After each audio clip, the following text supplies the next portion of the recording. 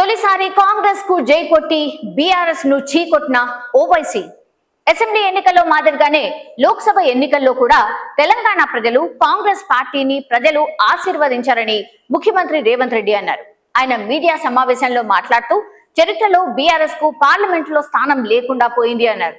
అనేక చోట్ల బీఆర్ఎస్ తన ఓట్లను బీజేపీకి బదిలీ చేసిందని చెప్పారు.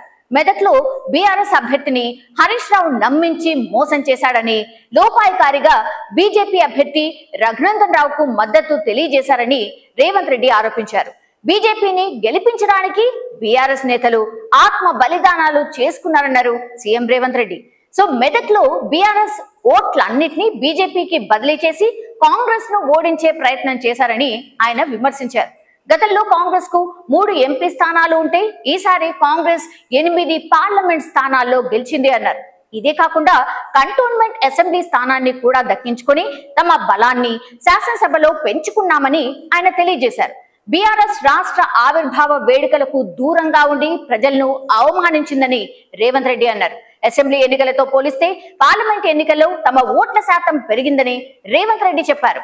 రాహుల్ గాంధీ పాదయాత్రతోనే దేశంలో ఇండియా కూటమి ఇంతటి విజయాన్ని సాధించింది అన్నారు.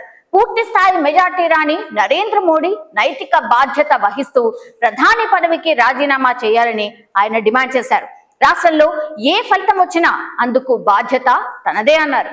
ఈ క్రమంలోనే బీఆర్ఎస్ ఓటమిపై అసదుద్దీన్ ఓవైసీ స్పందిస్తూ సంచలన వ్యాఖ్యలు చేశారు.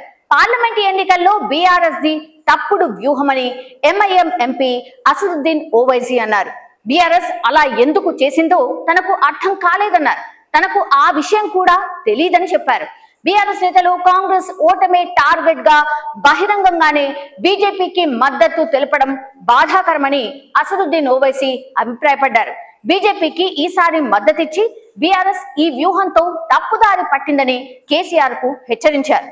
బీజేపీకి అండగా నిలబడి తనకు తాను ఓటమి పాలైందన్న వార్తలు చూసి తాను కూడా ఆశ్చర్యపోతున్నానని తెలియజేశారు.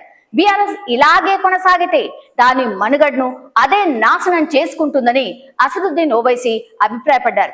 ఈసారి బీజేపీకి సీట్లు తగ్గడం మంచి సంకేతాలు ఇచ్చినట్టు అయిందని ఓవైసీ అన్నారు.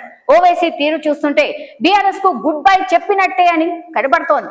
అధికార కాంగ్రెస్ తో ఇండియా కూటమితో జత కట్టపోతున్నట్టు తెలుస్తోంది.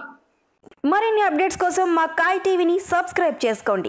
మా వీడియో కనుక మీకు నచ్చినట్లయితే లైక్ చేయండి, షేర్ చేయండి. మీ విలువైన అభిప్రాయాలను కామెంట్ బాక్స్లో తెలియజేయండి.